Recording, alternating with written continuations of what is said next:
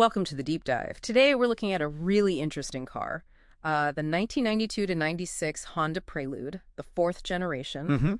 People call it a bubble era moonshot. It was kind of Honda's test bed, wasn't it?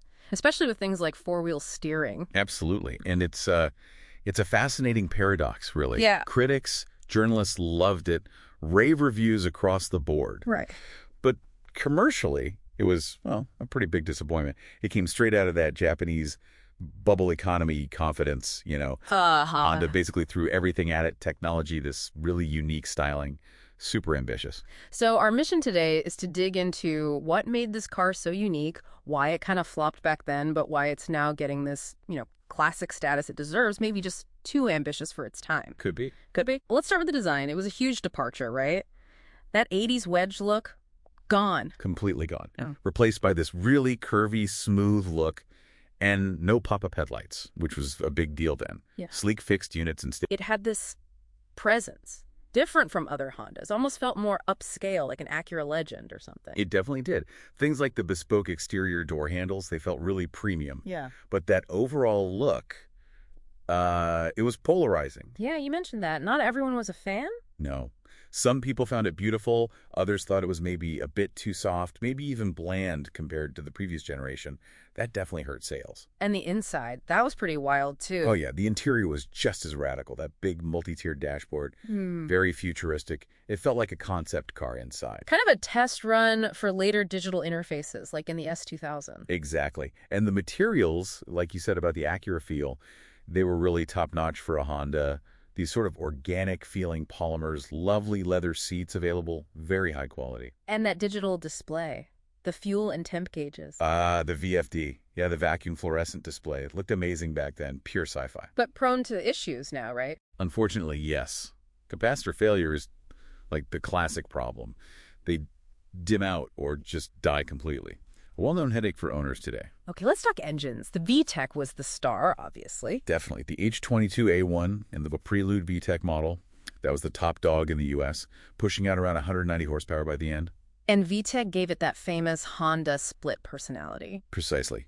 Below about 5,000 RPM, it's perfectly tame, easy to drive every day. But once you cross that threshold, the high-lift cams engage and it just transforms. How so? You start screaming, you get this surge of power, and the sound is incredible, almost like a Formula One car. Really exciting. And the chassis. I hear that was pretty special, too, even without talking about the 4WS yet. Oh, the chassis was spectacular. Double wishbone suspension all around, near perfect balance. Honda really knew chassis dynamics. Okay, so tell us about that four-wheel steering, the electronic 4WS. How did that actually work? Right, so it was pretty clever. At low speeds, like parking, the rear wheels would steer in the opposite direction to the fronts. Making it turn tighter. Exactly. Made it surprisingly easy to maneuver in tight spots. But then at higher speeds, say changing lanes on the highway, they'd steer slightly in the same direction as the front. For stability. For stability, yeah. Smoother lane changes, more stable cornering. It was brilliant engineering, really. They're expensive. Very. It added, over $2,300 to the price back in '92? And the benefits, while real, were quite subtle for most drivers. So maybe an engineer's solution to a problem most people didn't know they had. You could definitely say that. It was technically impressive, but maybe not a huge selling point for the average buyer, especially at that cost. Transmissions. The manual gets a lot of love. Oh, the 5-speed manual was fantastic. Typical Honda gearbox, precise, slick, just a joy to use. Best in the business, arguably. But the automatic, not so much. Yeah. The 4-speed automatic is, notorious. It has a really high failure rate. That's a huge thing to watch out for if you're looking at buying one today. Okay, so great reviews, amazing tech, VTEC power. Car and driver loved it, right? 10 out of 10 for fun. They did. They called the Psy engine a masterpiece.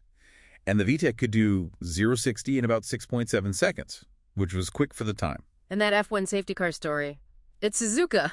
It actually paced the field instead of the NSX. Yep, it actually did. Which is pretty wild when you think about it. Honda's flagship supercar, the NSX, and they used the Prelude, shows how much confidence they had in it, technically at least. So with all that praise, why the sales slump? What went wrong commercially? It was kind of a perfect storm, really. First, the price. As we said, it got expensive, especially the VTEC and 4WS models. Over $22,000 in '92 was serious money. Competing with? Well, itself, partly. You had the Honda Accord Coupe, which was more practical, maybe seen as better value. You had the Civic's Eye, much cheaper but still fun.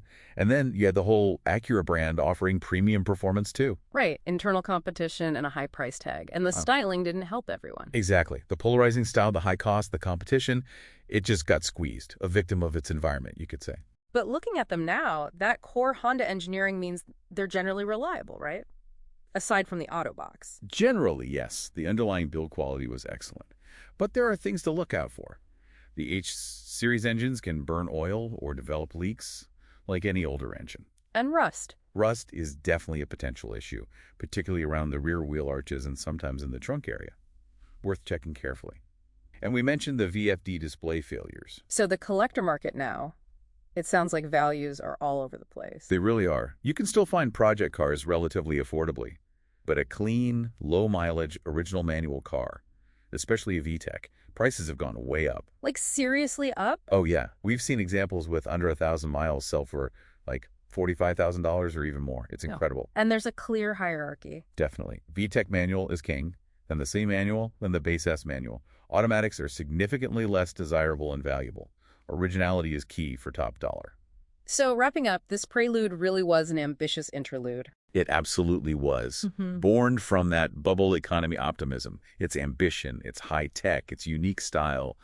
That's what made it struggle initially, but now, that's exactly what makes it so interesting and desirable to collectors. It's fascinating how things come full circle. The very things that were its weaknesses in the market, the cost, the style being maybe too different, its relative rarity now, those are its strengths today.